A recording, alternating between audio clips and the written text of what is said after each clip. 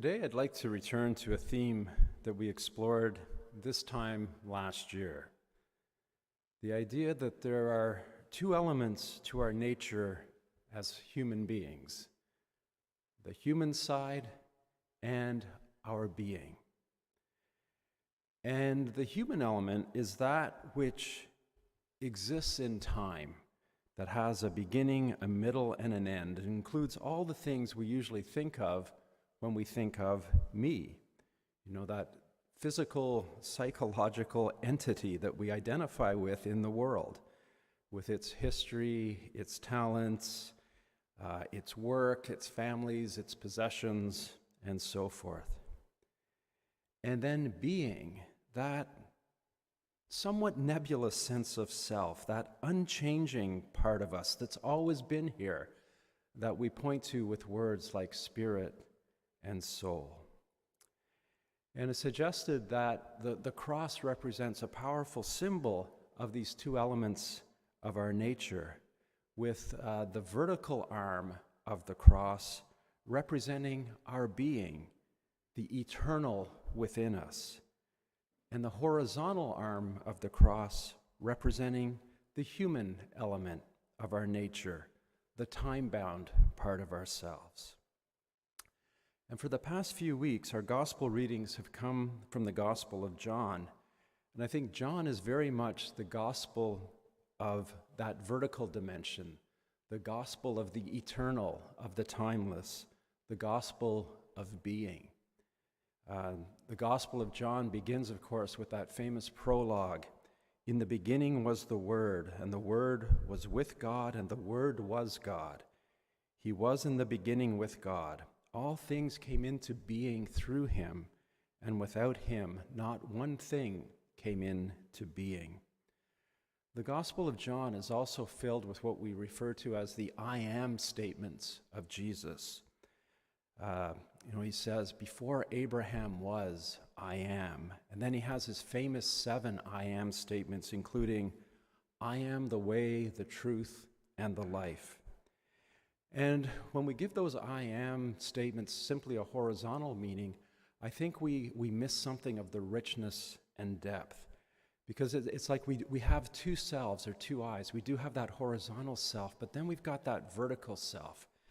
And I think when we explore that vertical dimension, it reveals a depth and a richness that really brings our faith to life in a very personal and very immediate way.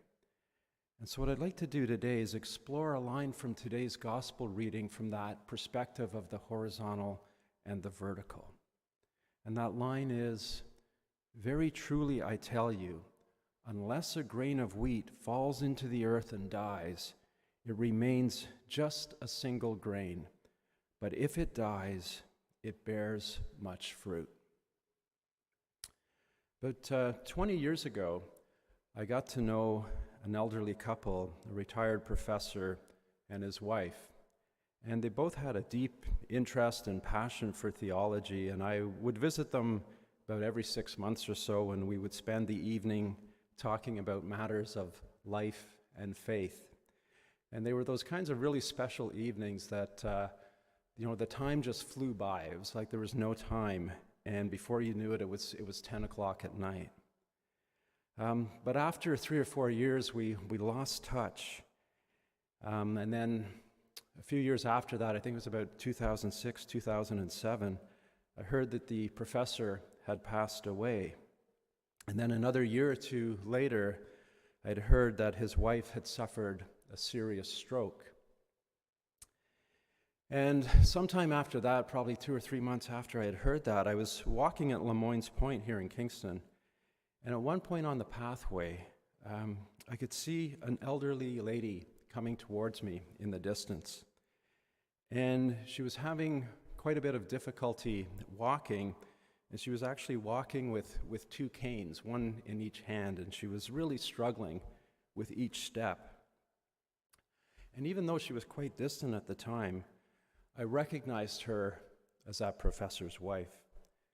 And the thing that struck me and still stands out when I think back to that encounter is that even though she was far away, I could could see the light in her eyes and in her face from, 50 or 60 yards away.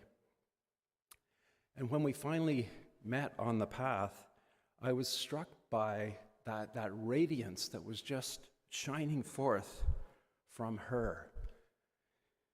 And I think she was living what Jesus is speaking to in that passage. Unless a grain of wheat falls into the earth and dies, it remains just a single grain.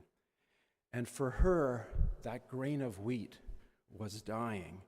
That horizontal dimension, that human side of her was fading. Through age, she was in her late 80s at the time, but especially through the effects of the stroke. That horizontal identity was being stripped away. But what was happening was that she wasn't fading. In fact, that other dimension of her nature, the being dimension, the vertical dimension, was shining through. Her spirit was radiant. And I think that happened for her not only because of a lifetime of faith and prayer, but I think especially because she wasn't fighting this process. She was allowing the horizontal to be taken from her. She was cooperating with it. She was doing it, what Father Jacques Philippe, a noted French spiritual writer, talks about when he says that Jesus invites us to die before you die. And I think that's the invitation that's extended to us in today's gospel reading, to die before we die.